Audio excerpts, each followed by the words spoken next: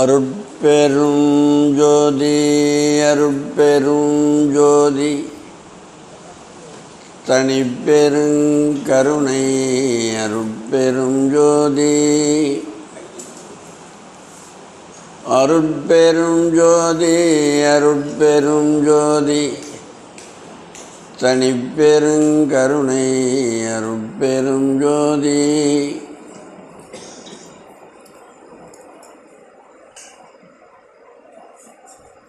வாட்டமிலா மாணிக்க வாசகா,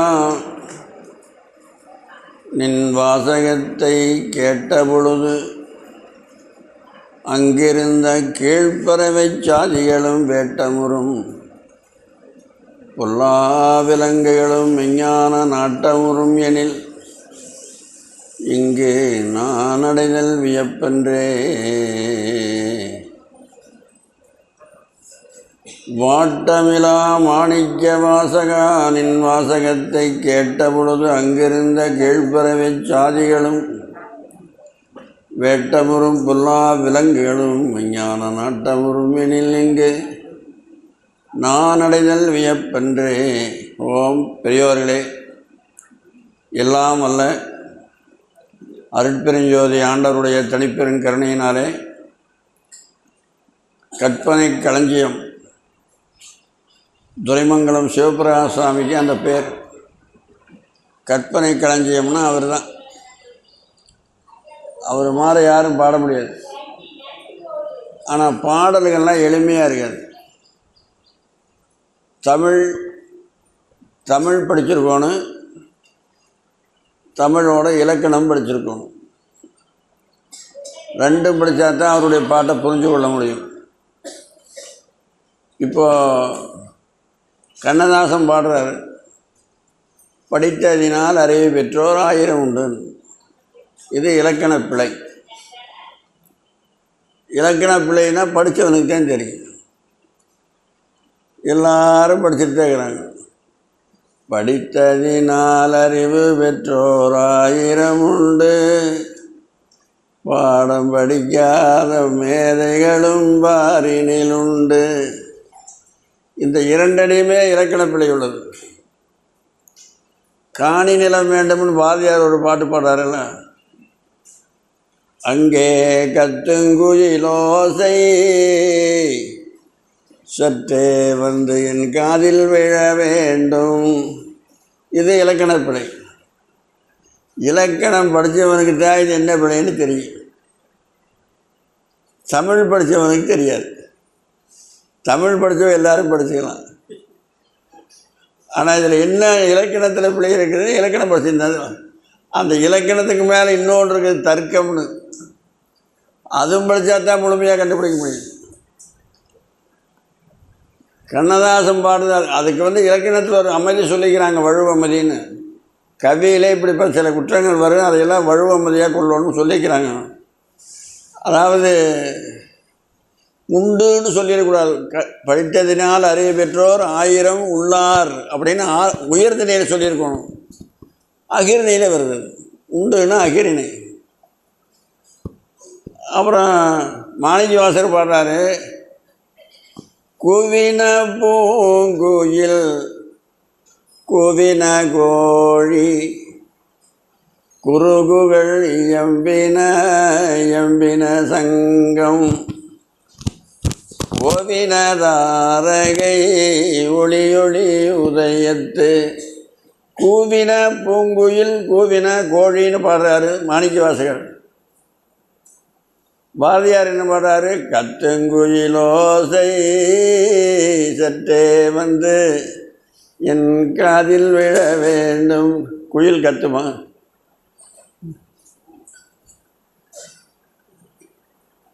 குயில் கத்தாது, கழுதை தான் கத்து. கழுதைக்கு பேர் தான் கத்துன்னு பேர். கழுதை கத்து. ஒவ்வொன்று மிருகத்துக்கும் ஒவ்வொரு விதமாக சொல்லுவாங்க. அதுபோல் குயில் கத்தாது. அப்போ பாடிக்கிறாரு அப்படின்னா அது வலுவமதியாக கொள்ளணும். ஆனால் அதில் இலக்கண எப்படி இருக்குன்னு தெரிஞ்சு வச்சுக்கணும். இது பாட்டெல்லாம் நல்லா ஒதுக்கிடக்கூடாது. அதுக்கெல்லாம் மார்க் போடாமல் இருக்க மாட்டாங்க, மார்க் போடுவாங்க. அதுபோல் துரைமங்கலம் சிவபிரகாஷ் சுவாமி அவர்கள் ஒரு பாடலுக்கு தான் நேற்றுக்கும் முந்தா நாளை விளக்கம் சொன்னோம். முடக்கோடு வாணியேறு கொண்டாருக்கு சொல்லியாச்சு, கேளல் முடக்கோடு முண்டம் அணிவாருக்கு அதுவும் சொல்லியாச்சு, வடக்கோடு தேருடையான் தெவ்வுக்கு. வடக்கு திசை நோக்கி ஓடக்கூடிய தேர் ஒரு தேர் இருக்குது. அது என்ன தேர்? வடக்கு திசையிலே மட்டும்தான் அந்த தேர் ஓடும். இந்த 4 காற்று இருக்குல்ல, 4 திசை இருக்குல்ல, 4 திசை, 4 திசையிலேருந்து 4 காற்று வரும். அதில் தெற்கிருந்து வர காற்று தென்றல், கிழக்கிருந்து வர காற்று என்ன? யாராவது சொல்லுங்களேன்.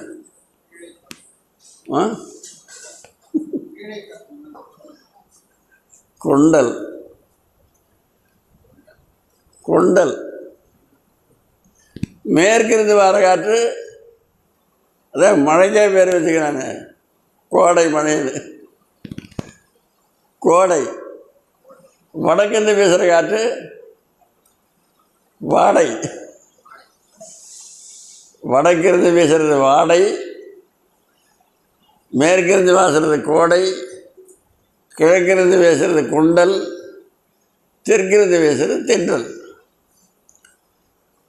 இந்த தென்றல் காற்றில் தான் இவன் வருவான். யாரே? மன்மதன். மன்மதனுடைய தேர் தென்றல். அதனால தான் தென்றல் நெடுந் தேரோனை பொன்ற கொண்டாய் திருநாவுக்கரசர் தாண்டகத்தில் பாடுறார். தென்றல் நெடுந்தேரோனை பொன்ற கொண்டாயினா மன்மதனை அழிச்சிட்டார். நெற்றிக்கண்ணால் பார்த்தாரு, அழிஞ்சு சாம்பல் ஆயிட்டான்.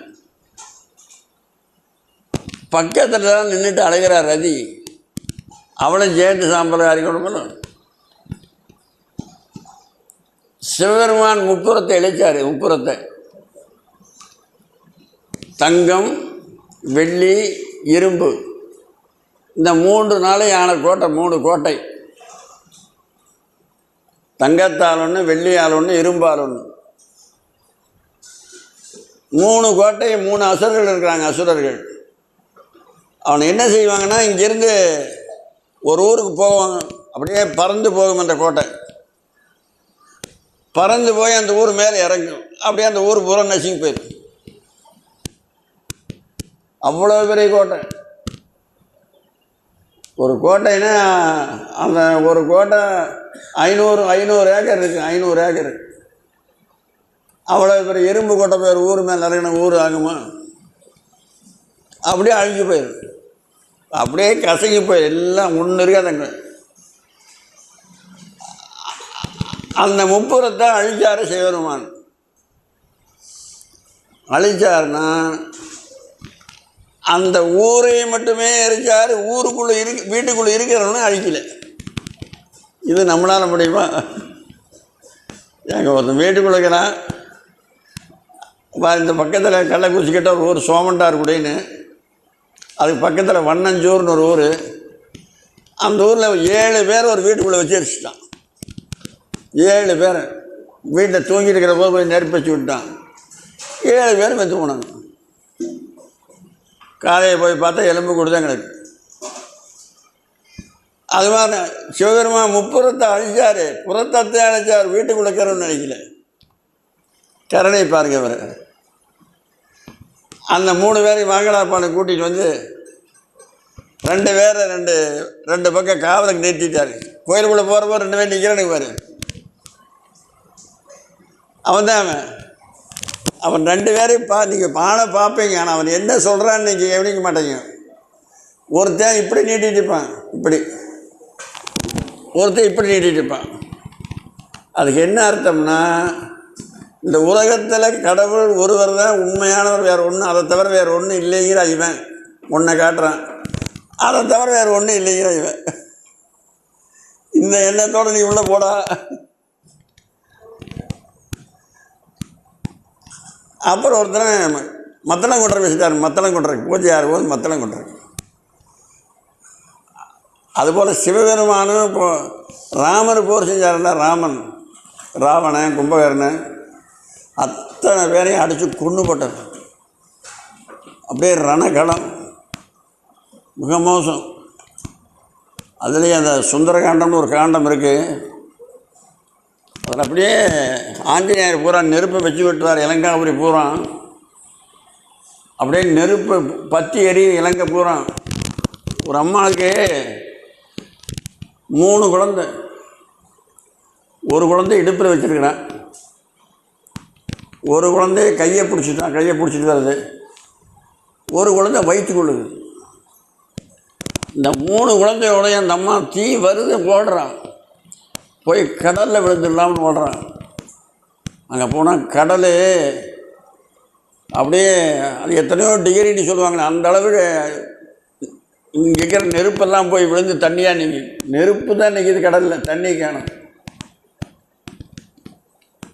கம்பர் தான் பாடுறாரு இது. அது உள்ள எப்படி இருக்குன்னு பாருங்க. அதுபோல் முப்புறத்தை ராமர் அத்தனை சர்வநாசம். முக்கோடி வாழ்நாளும் முயன்றுடைய பெருந்தவமும் எக்கோடியராலும் வெலப்படா என கொடுத்த வரமும் ஏனை திக்கோடு உலகனைத்தும் செருக்கடந்த புயவலி என்றென்று புக்கோடி உயிர்வரி புறம்போயிற்றே ராகவந்தன் புனிதவாளி. முக்கோடி வாழ்நாளும் யாராலையும் வெல்ல முடியாதுங்கிற வாழ் எல்லாம் போட்டு உடம்புல பூந்து போயிடுது. ராவணன் போட்டான், முதல் நாள் போட்டான். முதல் நாள் போய் மன்னிப்பு கொடுத்தாரு. 5ஆவது நாள் நீ போய் முதல் நாள் ஆயுதமெல்லாம் எழுந்து நிராயுதமானியாக நிற்கிறான். அப்போ நீ போயிட்டு நாளைக்கு பார்ப்போம்.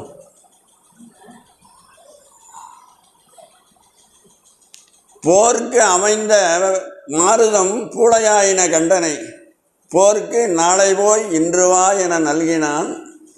நாகு இளங்கமுகின் வாழைதாவூரும் கோசல நாடுடைய வள்ளல். வள்ளலாயினால அவன் மன்னிப்பு கொடுக்குறானுங்க, வள்ளலுங்கிறாருங்க. உனக்கு அமைந்த மாருதமெல்லாம் இருக்க இதெல்லாம் பூளப்பூ காற்றுல பறக்கிற மாதிரி பறக்குது. போருக்கு இன்று போய் நாளை வா என நல்கினான். நாகு இளங்கமுகின் வாழைதாவூரும் கோசல நாடுடைய வள்ளல்.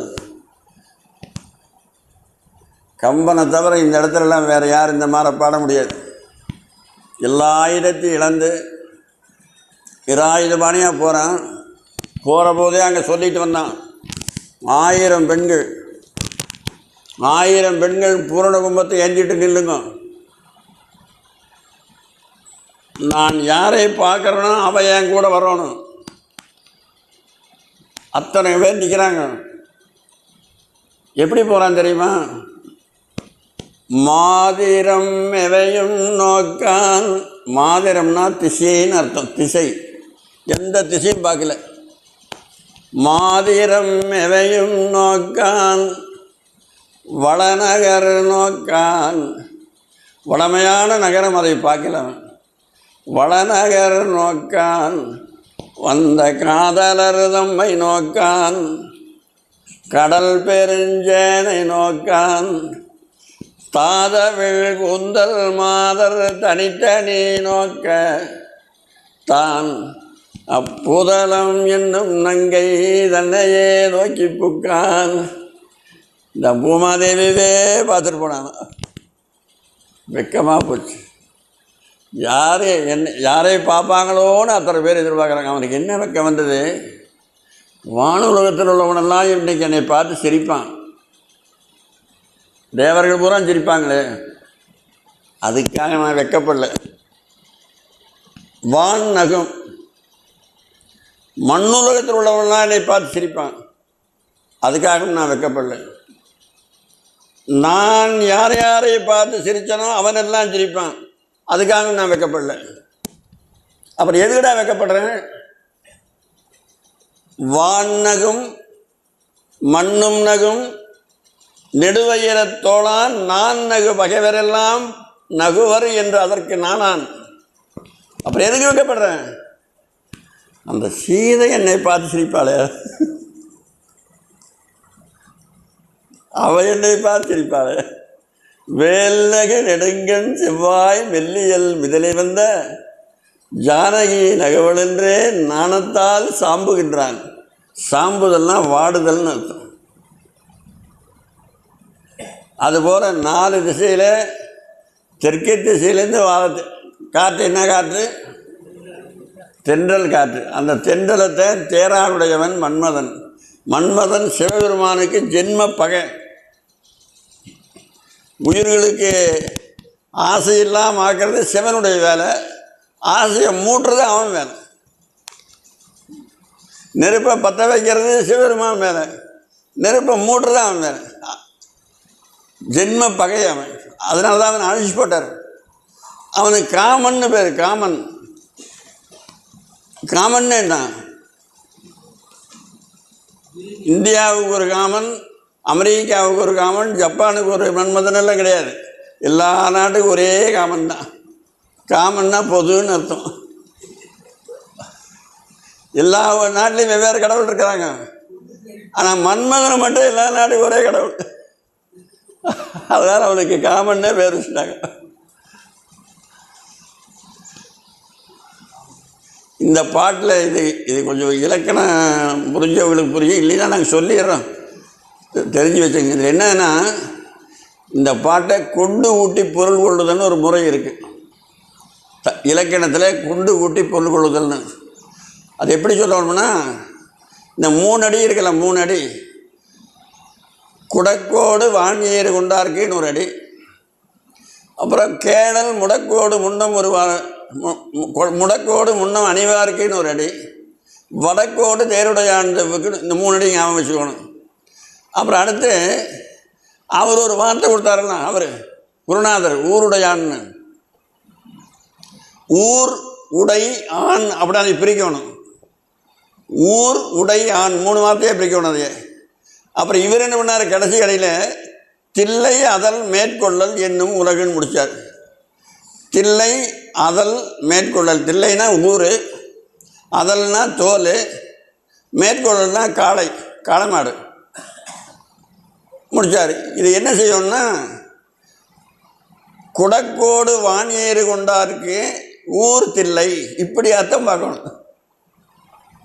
ஒரு பாட்டு எப்படி படிக்கிறான்னு பார்த்தீங்கன்னா, குடக்கோடு வாணியேறு கொண்டாருக்கு ஊர் தில்லை, கேளல் முடக்கோடு முன்னம் அணிவாருக்கு அதல் ஆடை, வடக்கோடு தெருடையான் தெவ்வுக்கு மேற்கொள்ளல் ஆண். இப்படின்னா தான் இதுக்கு அர்த்தம் புரியும். இது சிவபெருமானை பற்றியது. இதுக்கு மேலே விளக்கம் சொன்னால் உங்களுக்கு புரியறது கஷ்டம். இது வேண்டியதில் வேறு இடத்துக்கு போகிறோம் நாங்கள், இது விட்டுட்டு. அதாவது இந்த உலகத்தில் புத்தகமே படிக்க வேண்டியதில்லை. புத்தகம் படிக்கிறதெல்லாம் வேஸ்ட். புத்தகமே படிக்காமல் இங்கே இந்த உலகத்தில் வாழ்கிற பிராணிகளில் ஒரு 13 பிராணி, 13 ஜீவன். அந்த 13 ஜீவன்கிட்ட என்னென்ன இருக்குதுன்னு நீங்கள் தெரிஞ்சிட்டிங்கன்னா நீங்கள் ஈஸ்வரனே ஆயிடலாம். எதுக்கு அதை போய் படிச்சுட்டு ஈஸ்வரனே சொல்லாமல் அவனை 13 ஜீவன் இருக்குது இந்த உலகத்தில் வாழ்ந்து கொண்டிருக்கு. வாழ்கிற ஜீவனும் இருக்குது, வாழாத ஜீவனும் இருக்குது. அதில் ஒரு பாட்டு வருது, இது ஒரு 13 எண்ணிக்கைங்க. மயில், குயில், செங்கால், அன்னம், வண்டு, கண்ணாடி, பன்றி, அயிலையிற்று, அரவு, ஆதவன், அத்தி, கொக்கு, உயரும் விண், கமலம். இவ்வளவு தான். இந்த 13 குணம் உடையோர் தம்மை இயலொரு உபயோர் போற்றும் ஈசன் என்று எண்ணலாம். மயில் இடத்துலேருந்து நீங்கள் தெரிஞ்சுக்க வேண்டியது என்னங்க, மயிலை பார்த்தா நமக்கு எல்லாருக்கும் ஒரு மகிழ்ச்சி வருதில்ல. மயிலை பார்த்தா யாராவது அழுகிறாங்களா? அதை பார்த்தா எவ்வளோ சந்தோஷமாக இருக்குது.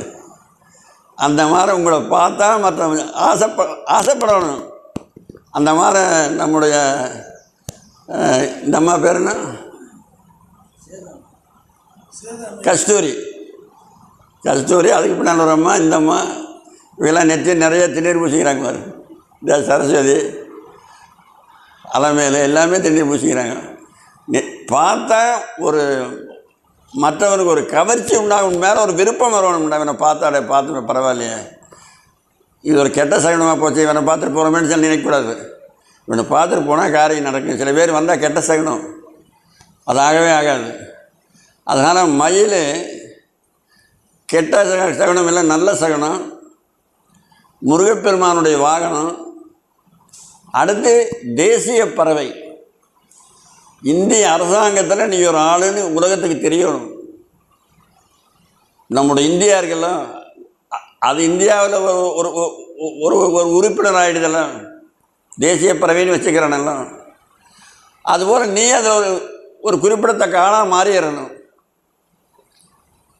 மாறிட்டா உனக்கு அந்த தெய்வத்தினுடைய குணம் வந்துடும். மயில்.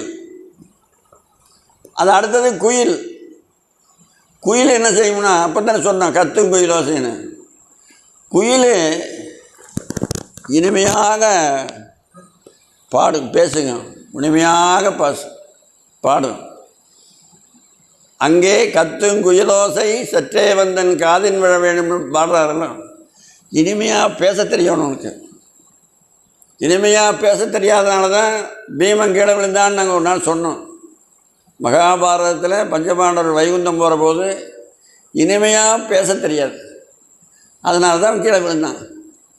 ஒரு ஆளுக்கு இந்த இடத்துல ஒரு புண்ணு இருந்தது, இந்த இடத்துல கையில். அதை ஒரு ஆள் பஞ்சு வச்சு தொடச்சி அந்த ஷீடெல்லாம் எடுத்துகிட்டு ஒரு மருந்து போட்டு விடணும். ஒரு பையன் வெளியில் போனான்.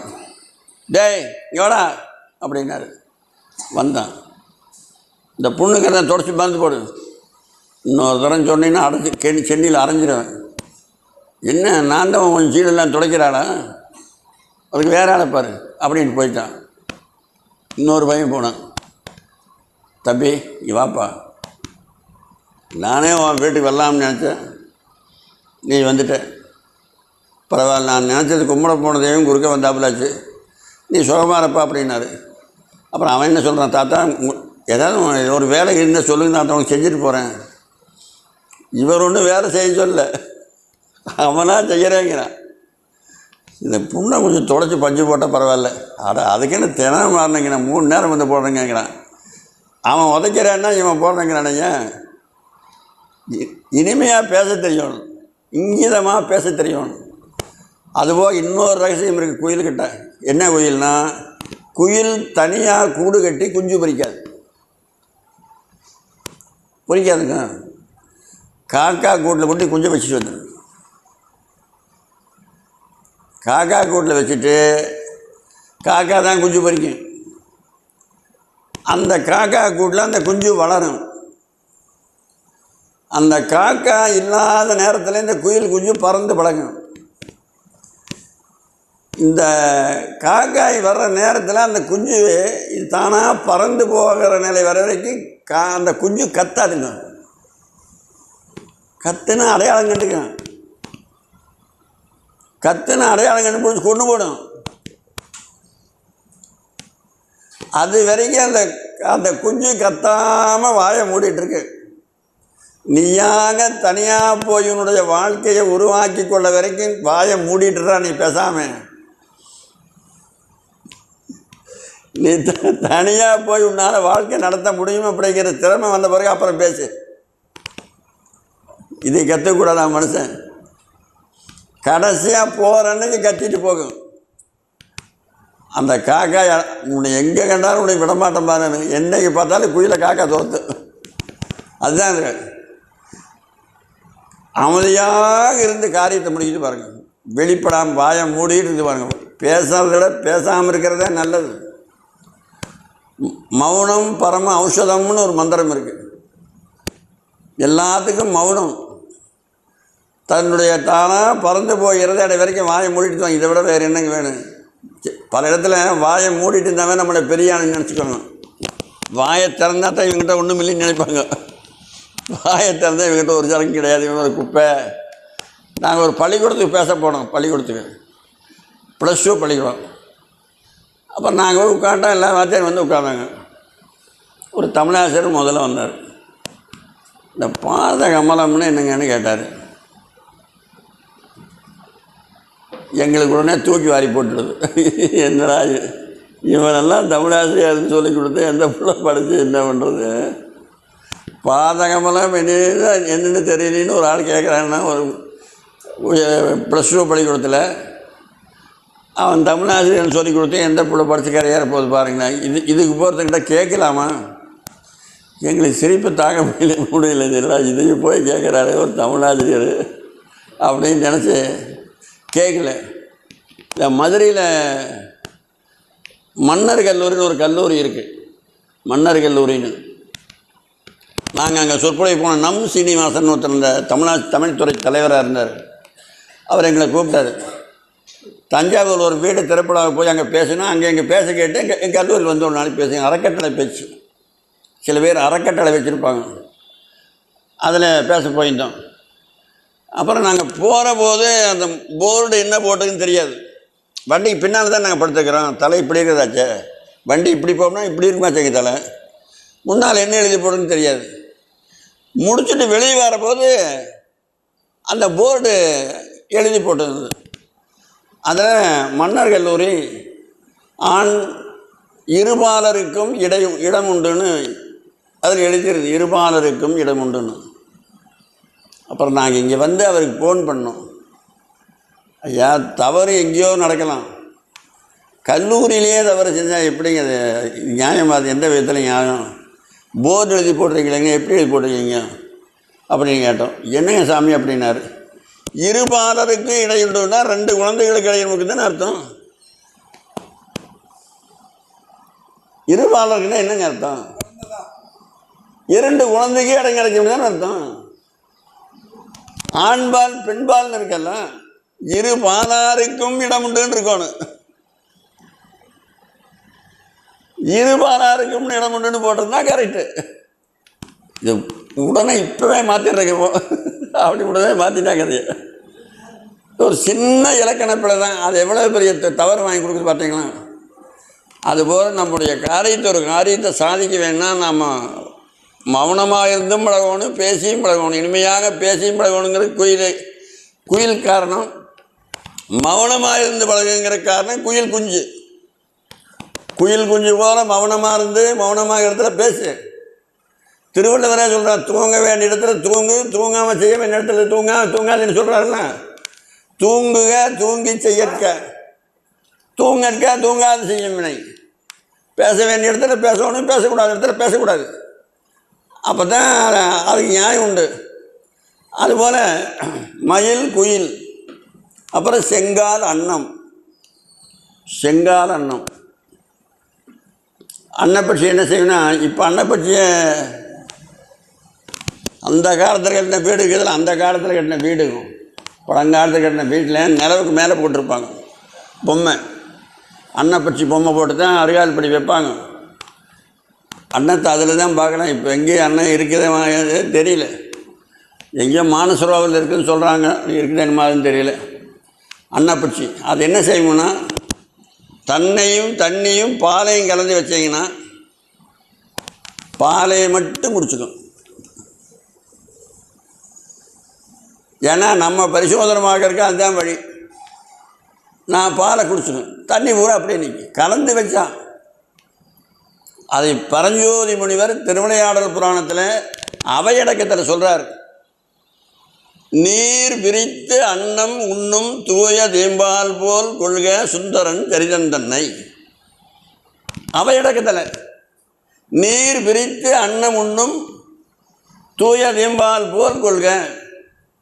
தூய தேம்பால், இதை விட எல்லாருக்கும் புரியுற மாதிரி ஒன்று சொல்கிறேங்க. கடலில் இருந்து மீனை பிடிக்கிறாங்கல்ல, கடலில் இருந்து அதை சமைக்கிறவன் உப்பு போட்டு தானே சேர்ப்பான். அது கடல் தண்ணியில் தானே இருக்குது, உப்பு தண்ணியில் தானே அது இருக்குது. அப்போ அது உப்பு போடாமல் சொல்ல வேண்டியதானே. உப்பு தண்ணியிலிருந்து உப்பை நீக்கி குடிக்கும்போது தண்ணியை உப்போட குடித்தா செத்து போயிருங்க. கடல் இருக்கிற ஜீவன் பூராமே அப்படித்தான்.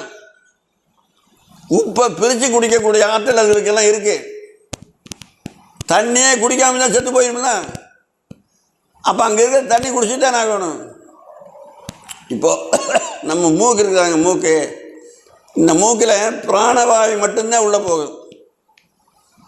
உயிர் காற்று மட்டும்தான் உள்ள போகும். 2 காற்று தான் வெளியே இருக்குது. ஆனால் நாற்றமான காற்று உள்ளே போக விடாது. அப்படி ஏதாவது வந்தாலும் அடைச்சிடும். கடலில் இருக்கிற ஜீவன் பூரா உப்பை நீக்கி தாங்க குடிக்குது. இன்னொரு சின்ன உதாரணம் சொல்ல பாருங்க. இந்த அரிசி சோறுக்குள்ள அரிசி சோறு வடித்து அன்னம், அது அன்னம் தானே, அது ஒரு கிண்ணத்தில் போடுறது, இவ்வளோ சோத்தை போடுறது, அதுக்குள்ளே கொஞ்சம் பால் ஊற்றுறது, அதுக்குள்ளே கொஞ்சம் தண்ணி ஊற்றி வச்சுறது. காலையில் எடுத்து பார்த்தீங்கன்னா பால் பூரா சோத்துக்குள்ளே போய் சேர்ந்துருக்கேன், தண்ணி தனியாக நிற்கி. இந்த அன்னம் பாலை சாப்பிட்றது. சோத்துக்கு அன்னம்னு தானே பேர். அதுபோல் இந்த பூமியில் நடக்கக்கூடிய நன்மை தீமைகளை பார்த்து கெட்டதை விலக்கி நல்லதை மேற்கொண்டு அந்த வழியில் நடக்கிறதுக்கு ஆரம்பித்தாத்தான் நாம் தெய்வமாகலாம்.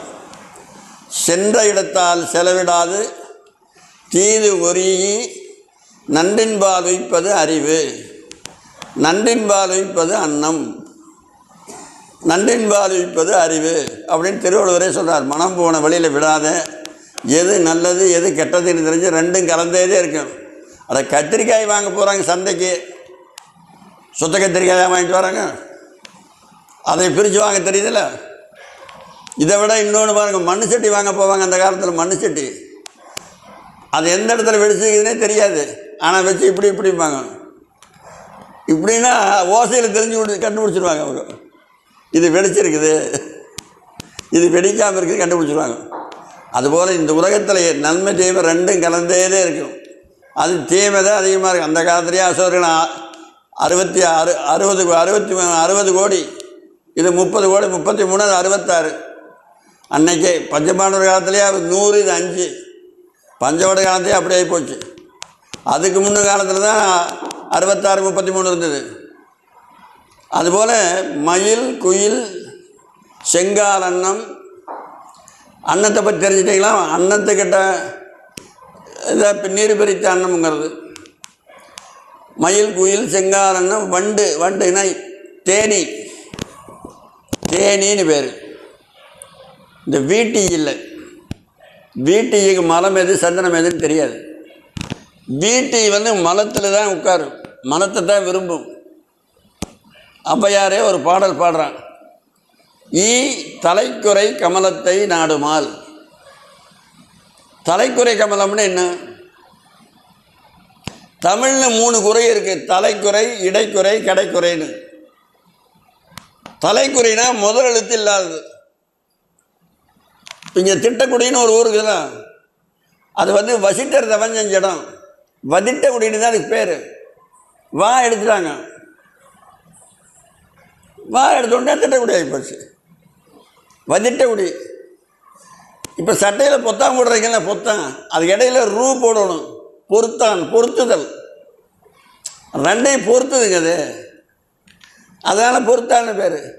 கடைசியில் ஒரு தெருவு அப்படிங்கிறோம், தெருன்னு தான் சொல்கிறோம், தெரு. அந்த பூ விட்டுறோம், நாம் சொல்கிறதில்ல.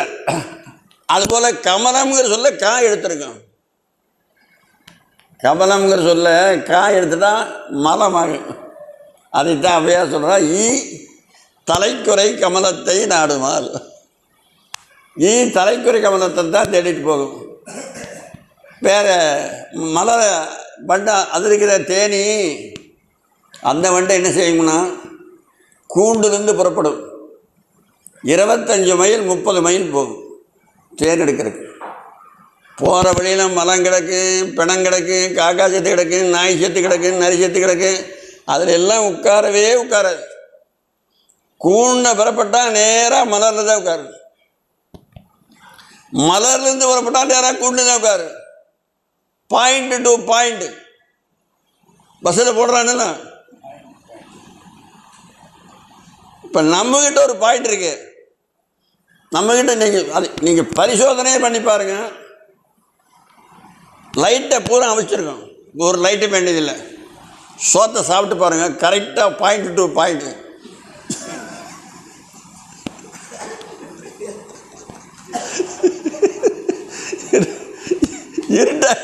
இருட்டாச்சார் கொண்டு கட்டில் வைக்குவா, இருட்டாக்க அதில் மூக்கில் தெரியுமா?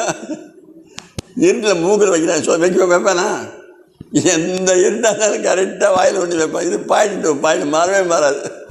அதுபோல் தேனி கூண்டில் பிறப்படும் மணலில் உட்காரு, மணலில் பிறப்பட்டா கூண்டதே உட்காரு. தண்ணியை அந்த இடத்துல தொங்க வச்சதே தேனியை பார்த்து தான் நாம தான் ஓவர் டேங்க் கட்டுதலாம். தேனியை பார்த்து தாங்க கட்டணும். ஓவர் டேங்க் கட்டிக்கிறாங்களே, இங்கே ஓவர் டேங்கு அதை கட்டி காட்டுறது யார்? தேனிதான். திரவப்பொருள் அந்த இடத்துல தொங்க வைக்குதுங்க. அது தேனி திரவப்பொருள் தானே, திரவப்பொருள் தானே. அந்த மலர்லேருந்து எடுக்கிற போது அப்படியே தண்ணி மாதிரி தான், மினரல் வாட்டர் மாதிரி தான் இங்கே இருக்குது அந்த தேன். அது உள்ளே போய் வெந்து வாய் வழியாகவே வெளியே வரும். தேனீக்கு வந்து மலமும் கிடையாது, ஜலமும் கிடையாது. தேனீக்கு மலஜலம் கிடையாது, தூக்கமும் கிடையாது. எறும்புக்கும் தேனீக்கும் தூக்கம் இல்லை. என்ன காரணமாக? அது இனிப்பை மட்டுமே சாப்பிடுது. இனிப்பை மட்டுமே சாப்பிட்டீங்கன்னா தூக்கமெல்லாம் போயிடும். வள்ளலார் அதுதானே சொல்கிறாரு, வள்ளலார் அதுதாங்க சொல்கிறாரு, இனிப்பை புழுத்து போகாத இனிப்பித்தாங்க. எத்தனை வருஷமானாலும் சர்க்கரை புழுக்காது. இனிப்பு அதிகமாக சாப்பிட்டோம்னா இப்போ தான் சர்க்கரை வியாதி ஆச்சு. சர்க்கரை வியாதிக்கு இனிப்புக்கு தொடர்பே இல்லை. அது வேறு காரணத்தினால வருது. இனிப்பு திங்கிறதுனால சர்க்கரை வர்றதில்லை, அது வேறு காரணம். அதுபோல் தேனியிடத்துலேருந்து நாம் தெரிஞ்சுக்கிறது என்னென்னா, மிக உயர்ந்த பொருளை தேடுது. மிக உயர்ந்த பொருள் எங்கேருந்துங்க எங்கெங்கேயோ போய் தேடுது. மிக உயர்ந்த இடத்துல வாழுது. அதுக்கு மேலே யாரும் போய் வாழ முடியாது. மிகுந்த உயர்ந்த இடத்துல வாழுது, மிக உயர்ந்த பொருளை தேடுது. அழியாத எத்தனை வருஷத்துக்கு இருந்தாலும் தேனிக்கு எக்ஸ்பிரே டேட் கிடையாது. ஒருத்தன் பழனியில் போய் விபூதி பாக்கெட் ஒரு பாக்கெட் வாங்கிட்டான், வெளிநாட்டுக்காரன் ஒருத்தன் வாங்கி இப்படி பெரட்டி பார்த்தான். அந்த சித்தநாத விபூதி கடைன்னு ஒரு கடை இருக்குது. இப்படி பெரட்டி பார்த்தான். என்னங்க பெரட்டி பார்க்குறீங்கன்னு அவன் கேட்டான் கடைக்காரன். இல்லை, இதுக்கு எக்ஸ்பிரே டேட்டு எப்போன்னு பார்க்கணுங்க அப்படின்னு. அவன் அட போடா கோமாளி பையில், எக்ஸ்பிரே டேட் விபூதிக்கு இருக்குப்பா. நீங்கள் நானும் ஒரு நாளைக்கு விபூதி ஆகிருப்போம். நீயும் நானும் இந்த விபூதி ஆகிருப்போம் ஒரு நாளைக்கு. இதுக்கே எக்ஸ்பிரே டேட்டு. சாம்பல் தாங்க, அதுக்கு சாம்பலுக்கு ஆனது அப்புறம் ஒன்றும் ஆகாது. எத்தனை தரம் போட்டு வச்சாலும் வெள்ளை அதிகமாகும், அவ்வளோதான். அதனுடைய குறையாது. அதுபோக அந்த தேனி எத்தனை நோய்ந்து இருக்குது தெரியுமா? அது சம்பாதிக்கிறோம். தேனி எத்தனை நோய்ந்து இருக்குது. இந்த பதார்த்த குண சிந்தாமணின்னு ஒரு நூல் இருக்குது. அந்த நூலில் முதல் இடத்துல தேன் தாங்க எழுதிக்கிறாங்க. நம்பர் 1 தேன். அதனுடைய குணம் என்னன்னு போட்டுக்கிறான். தேன் போட்டால் அடுத்து என்னென்னு போடுவாங்க? யாராச்சும் சொல்லுங்களேன், என்னென்னு போடுவான்? புளிப்பா, கார்ப்பா, என்ன போட்டிருப்பான்? இனிப்புன்னு போட்டிருப்பான்னு சொல்கிறது வாசிக்கப்பான். தேன் இனிப்பில்லை, கசப்பு. நீங்கள் பதார்த்த குண சிந்தாமணி எடுத்து பாருங்கள், கசப்புங்கிறது. இனிப்பு நோய் தீர்க்காது, கசப்பு தான் நோய் தீர்க்கும். நாவுக்கு இனிக்கும், ஆனால் உடம்புக்கு போனால் கசப்பு கொடுக்க வேண்டிய தன்மை கொடுக்கும். அதனால தான் தீர்ந்து நோய். அளவில்லாத நோய்க்கு அனுமானமாக கொடுக்குறாங்க தேன். திருவருட்பா தேன். தேன் எல்லோரும் சாப்பிட்றோமா? அதுபோல் இன்னொன்று பார்த்துக்குங்க. இந்த யாரும் வருத்தப்படாதீங்க, இந்த நாய் இருக்கல, நாய் மலந்தங்க மலம். தேன் ஒருத்தர் விற்கிற கொண்டு வந்தான்னா அது கொஞ்சம் தென்னை மேலே கொஞ்சம் கீழே ஊற்றி ஒரு நாயை கூப்பிட்டு விடுங்க. அந்த நாய் நக்குச்சுன்னா அது உண்மையான தேன் இல்லைன்னு அர்த்தம். நாய் நக்கலினா அது ஒரிஜினல் தேன். இப்போது நாயை விட்டுருங்க. நாம் எல்லோரும் தேன் சாப்பிட்றோமா? திருவாசக தேன் யார் சாப்பிட்றீங்க? திருவருட்பா தேன் யார் சாப்பிட்ருக்கிறீங்க? தேன் என்ற இன்சொல் தெரிந்ததினை பாடுகின்றேன் வள்ளலார் பாடுறாரு. திருவாசகம்ங்கிற தேன் நாம் சாப்பிடலையே, மரத்தை தேனை திங்கிறோம். நாம் சாப்பிட்றது நீங்கள் மலம்னு நினச்சிட்டு இருக்கிறீங்க. சோறுன்னு இல்லை, உண்டதெல்லாம் மலமே. ஞானசரியிலே பெருமான் சொல்கிறார், கண்டதெல்லாம் பொய்யே, கேட்டதெல்லாம் பொழுதே, உண்டதெல்லாம் மலமே. நாம் சாப்பிட்றது பூரா மலம் தாங்க. ஒருத்தன் இந்த காட்டு மன்னார்குடின்னு ஒரு ஊர் இருக்குது. காட்டு மன்னார்குடி பக்கத்தில் தான். மன்னார்குடியில் பெருமாள் கோயில் இருக்குது, உடையார்குடியில் சிவன் கோயில் இருக்குது. அந்த கோயிலில் ஒரு மகான் ஒருத்தர் உட்காந்துருந்தார். அவர் பேர் நாதமுனின்னு பேர். நாதமுனி அவர் தான் திவ்ய பிரபந்தத்தை கண்டுபிடிச்சி கொடுத்தவர். அவர் பிறந்த ஊர் பக்கத்தில் மன்னார்குடியிலேருந்து சதுர்வேதமங்கலம். ஆனால் இன்றைக்கி போய் சதுர்வேதமங்கலம் என்னன்னு யாரும் கேட்காதீங்க, ஒரு வயலுக்கு தெரியாது. குப்பைக்குழி எதுன்னு கேட்டிங்கன்னா சொல்லுவாங்க. குப்பைக்குழின்னு அதுக்கு பேர். பாருங்கள், எப்பேற்பட்ட பேர் எப்படி ஆகி போச்சு குப்பைக்குழி. அங்கே எல்லாரும் கோயிலில் போய் பெருமாளுக்கு தங்கத்தால் ஆபரணம் சாத்துறாங்க, முத்தால் ஆபரணம் சாத்துறாங்க, வெள்ளியால் ஆபரணம் சாத்துறாங்க, மலர் மாலைகள் கொண்டு போடுறாங்க. இவர் ஒரு மூலையில் உட்காந்து அழுதுருந்தார். என்னடா இவன் இப்படி அழுகிறானே, என்னடா பண்ணலாம்னு பார்த்தாரு. ஏன்ப்பா அப்படி அழுகிறேன்னு கேட்டார்.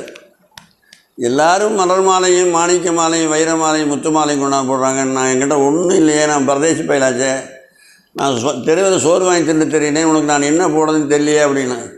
அப்பா, எல்லாரும் மிக உயர்ந்த பொருளை கொடுக்குறாங்க, நீ எல்லாத்துக்கும் மோசமான ஒரு பொருளை கொண்டு வா, அதை விட மோசமாக வேறு எதுவும் இருக்கும், அதை கொண்டு வா, நான் வாங்கிக்கிறேன்னாரு. மோசமான பொருளா? சரி அப்படின்ட்டு போனான். போய் ஒரு குட்டிச்சவர் மேலே கூரை இல்லாமல் குட்டிச்சவர், அதில் கொஞ்சம் இவ்வளோ பெருசு கட்டியாக பேத்து எடுத்துகிட்டு போனான். அது போகிற போது அந்த குட்டிச்சவர் பேசுது, டேய் என்னை எங்கே விட போகிறேன், உன்னை கொண்டு உன்னை விட மோசமான ஆள் இல்லைன்னு பெருமாள்கிட்ட கொடுக்க போகிறேன். எப்படி என்னை விட மோசமான இல்லை நீ முடிவு பண்ண? என்ன உனக்கு சிறப்பு? எத்தனை பேர் வெளியிருக்கிறது நான் மறைச்சிக்கிட்டு இருக்கேன் தெரியுமா? எல்லாம் எனக்குள்ள தானே வந்து பேசுகிறான். நான் இல்லைன்னா அங்கே அவரெல்லாம் எப்படி வந்து ஒன்றுக்கு ரெண்டுக்கு இருப்பேன்? எத்தனை கழுதை வந்து உடம்பு உரைச்சின்னு தெரியுமா? எத்தனை மாடு வந்து குடிச்சு உரைச்சிட்டு போகிறது தெரியுமா? நான் இல்லைன்னா அந்த மாடு எங்கே போய் உரைச்சும், நான் இல்லைன்னா அந்த கழுதை எங்கே வந்து உரைச்சும், அவனெல்லாம் வெளியே இருக்கிறதுக்கு மறைவு எங்கே போவேன்? நான் இல்லைன்னா மரியாதை என்னை கீழே போடும் அப்படி. ஆனால் அப்போ அதை போட்டுட்டான். அப்புறம் கொஞ்சம் தூரம் போனான். ஒரு கழுதை நின்றுது. கழுதையை பிடிச்சி வச்சுட்டு வந்தான். ஏய் என்னை எங்கே கொண்டு போகிறேன்? பெருமாள் கிட்ட கொண்டு உனக்கு உன்னை விட மோசமான ஆள் இல்லைன்னு சொல்கிற கொண்டு போகிறேன்னா, நானா மோசம்? நான் இல்லைன்னா அழுக்கு துணியெல்லாம் தூக்கிட்டு போகிறேன். மண்ணானுக்கு உதவியாகிறது நான் தான் நினைக்கிறேன். அழுக்கு துணி தூக்கிட்டு போகிற போதும் அதுக்காக நான் அழுக மாட்டேன். துவைச்சி வெள்ளையாக தூக்கிட்டு வர போதும் அதுக்காக நான் சிரிக்க மாட்டேன். இந்த நிலை வந்தாமல் மலபரிவாகம்னு பேர். என்கிட்ட இருக்கிற மலபரிவாகம் உனக்கு இல்லையாடா? அழுக்கு தூக்கிட்டு போகிற போது நான் அழுதுக்கிறேன்னா, துவைச்சி வெள்ளையாக தூக்கிட்டு வரபோது நான் சிரிச்சுக்கிறேன்னா, இந்த ரெண்டு வாங்கிட்ட கிடையாது. நீ என்னை மோசம் போட்டு போகிறீங்க, நீங்கள் மரியாதைக்கு விடு என்னைங்க அப்படி. இது என்னடா இந்த சரி இது இப்படி சொல்லுத அப்படின்னு ஒரு புணம் ஒன்று கிடந்தது. புணம் அதில் போய் ஒரு கையை வெட்டி எடுத்துகிட்டு வந்தான். வரப்போது, டேய் என்னை எங்கே விட்டு போகிறேன்? பெருமாள் கூட்ட நீ மோசம்னு ஓட்டி கொடுக்க போகிற அப்படின்னு. என்ன எந்த விதத்தில் நீ மோசம்னு கண்டுபிடிச்சேன்? என்ன மோசம்? அப்படி செத்து போனீங்கன்னா உனக்கு என்னடா மதிப்பு இருக்குது? நீ தான் செத்து போனியாச்சே. அட பாவிப்பையிலே, நான் ஜாகிரதை வச்சுட்டு எத்தனை பேர் பிழைக்கிறான்னு உனக்கு தெரியுமாடா? நாங்கள் திருச்சியில் பெரிய கடை வீதியில் ஒரு கடை இருக்குது. அந்த கடைக்கு பேர் கருமாதி கடைன்னு பேர். அந்த அங்கே விற்கிற ஜாமான் பூரா கருமாதி செய்கிறதுக்கு என்னென்ன ஜாமான் வேணுமோ அது பூரா அங்கே விற்பான். நாங்கள் எப்பாவது ஒரு நாளைக்கு போனால் ஒரு பையனை உட்காந்துருப்போம், உங்களுக்கு உட்காந்து பேசிகிட்டு இருப்போம். ஒரு நாள் கேட்டோம், அடையப்பா இந்த கடையை காலையில் திறக்கிறீங்களே எந்த தெய்வத்தை நினச்சிட்டு திறப்பீங்களான்னு கேட்டோம். சுவாமி பகவானே இன்றைக்கி நிறையா பேர் சாகணும், நிறையா பேர் சாக வேணும்னு நினச்சிட்டு கடையை திறப்பான். செத்தாச்சுன்னா ஊருக்கு சேரி சொல்ல போகிறவனுக்கு பணம் கிடைக்கிது, மேளம் கொட்டுறவனுக்கு பணம் கிடைக்கிது, குழி தோன்றவனுக்கு பணம் கிடைக்கிது. சில இடத்துல அழகிறதுக்கே காசு கொடுக்குறாங்க, பணம் கொடுத்து அழகு வைக்கிறாங்க. இன்னும் எத்தனை விதத்துலையும் போனால் அப்புறம் அவன் வீட்டுக்காரனுக்கு துணியும் மணியும் ஐயோ அது அத்தனை நிறையுது. உணவு செத்து போனான். இங்கேயே ஒரு அம்பா செத்து போனாங்க. அவன் காரைக்காலேருந்து கொண்டாந்து நீங்கள் இங்கே கார் வச்சு தூக்கிட்டு போனான். ஏன் இங்கேயே அடக்கம் பண்ணிடுற அப்படின்னா, என்னங்க நீங்கள் அப்படி சொல்ல, எனக்கு எத்தனை வருமானம் வரும் அங்கே போய் வச்சேன்னா, இங்கே வச்சு எனக்கு என்ன வருமானம் அப்படிங்கிறா. அப்புறம் அவன் பணத்தையும் அழிச்சிட்டான். சரி, இதெல்லாம் பார்த்தா சரி மேலே இந்த தேஞ்சு போன தொடப்பம் இருக்குல்ல, தேஞ்சு போன தொடப்பம் இதெல்லாம் தேயாமல் தான் வீடு கூட்டிருக்காங்க. தேஞ்சு போன தொடப்பத்தை கொண்டு போய் தொடப்பத்தை வாங்கிட்டு போனான். என்னை எங்கிட்டு போக வேண்டியது வீரநாராயண பெருமாள் கிட்ட கொண்டு உன்னை விட மோசமான ஆள் இல்லைன்னு கொடுக்க போகிறேன் அப்படின்னு. அது சொல்லுது, என்ன தேஞ்சு போன தொடப்பம் நினச்சியா, நான் எத்தனை ஒட்டடை அடிக்கிறதுக்கு உதவும் தெரியுமா? ஒட்டடை அடிக்கிறது பூரா நான் தான். மண் போகாத இடத்துல கூட்டுறதுக்கெல்லாம் நான் தான். மண் இந்த எண்ணெய் தான் கூட்ட முடியும், வளர்ந்த மாதிரில் கூட்ட முடியாது. தேஞ்சு போன தொடப்பத்தில் அடிக்கிறது தான் சண்டை போடுவாங்க. நல்லா இருக்கிற தொடப்பத்தில் அடிக்க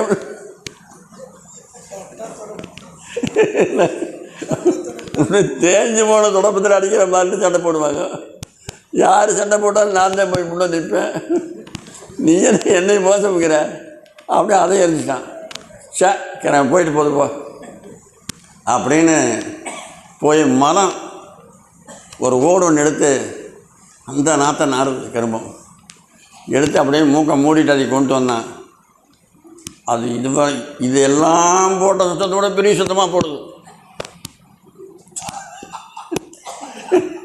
என்ன எங்கடா கொண்டு போகிறீங்குது? என்ன நீனே மலமாயிட்டியே, உன்னை யார் தீண்டான்? நீ எதுக்கு என்ன பிரயோஜனம்? ஒரு பயனும் இல்லையாச்சே. உன்னை கொண்டு வீரநாராயண பெருமாள் கிட்ட கொடுக்க போகிற மோசம் என்ன? என்னை மோசம்னு நினச்சிட்டீங்க. நேற்றைக்கு இந்நேரம் ஆரிய பவனில், ஆனந்த பவனில், அன்னபூர்ணாவில் நான் இட்லியாக இருந்தேன், சட்னியாக இருந்தேன், சாம்பாராக இருந்தேன், ஜாங்கிரியாக இருந்தேன், மைசூர் பாவாக இருந்தேன். நீ தொட்டதுனால தான்டா இப்படி ஆன.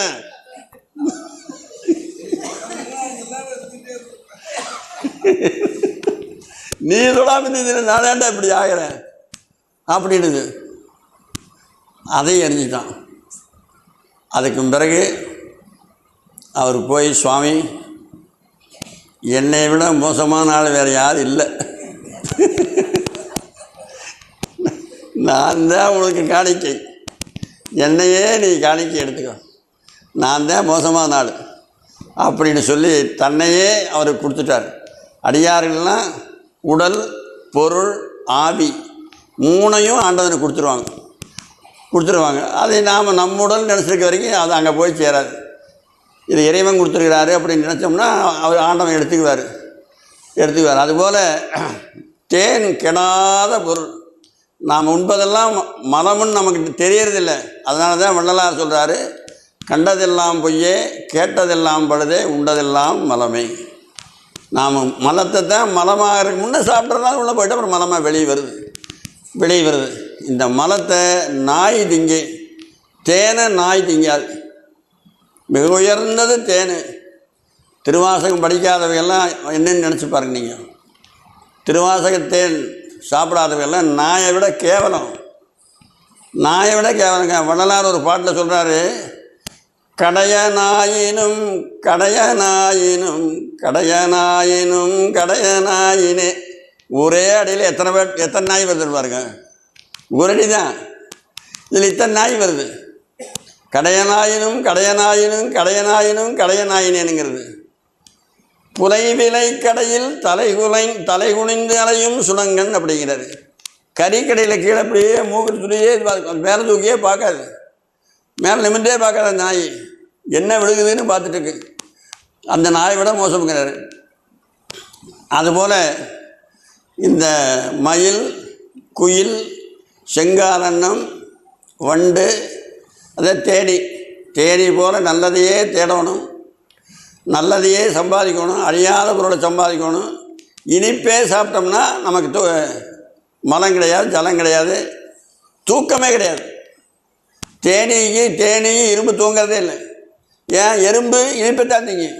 நீங்கள் ஒன்றும் வேண்டாம், இன்றைக்கி மேலே சர்க்கரை ஒரு பொட்டன்னு சர்க்கரை ஒன்று கட்டி மேலே தொங்க விட்டுருக்கோம், மேலே இந்த விட்டத்தில். நாளைக்கு பாருங்கள் அங்கே எத்தனை எறும்பு இருக்குது. யாராவது லெட்டர் போட்டாங்களா? எப்படி தெரிஞ்சதுக்கு?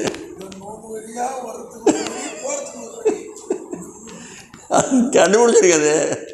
எறும்பு கண்டுபிடிச்சிருக்கு. இப்போ எங்கே இருந்தாலும் கண்டுபிடிச்சிருங்க. அங்கே இருந்தாலும் தேடி போய் அது சாப்பிட்றோம். அதுக்கு உறக்கமே தூக்கமே இல்லையாச்சு அதுக்கு.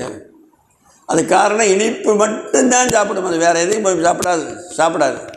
அதனால தான் அது அருணகிரிநாதர் வண்டு எச்சில் அப்படிங்கிறார். வாய் வழியாக போய் வாய் வழியாக வாரதுனால வண்டு எச்சில். விநாயகர் மேலே ஒரு பாட்டு பண்ணார், திருப்புகழ்.